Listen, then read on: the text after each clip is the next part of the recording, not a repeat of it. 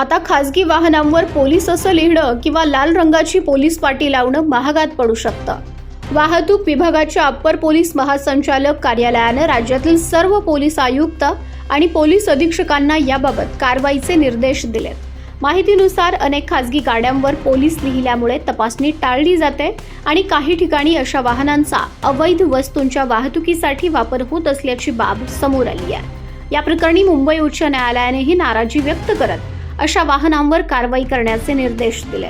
त्यामुळे आता खासगी दुचाकी किंवा चारचाकीवर पोलीस लिहिलेलं किंवा तशी पाटी लावलेली आढळल्यास महाराष्ट्र मोटार वाहन नियम 1989 मधील नियम 133(6) आणि मोटार वाहन कायदा 1988च्या कलम 177 अंतर्गत कारवाई होऊ शकते.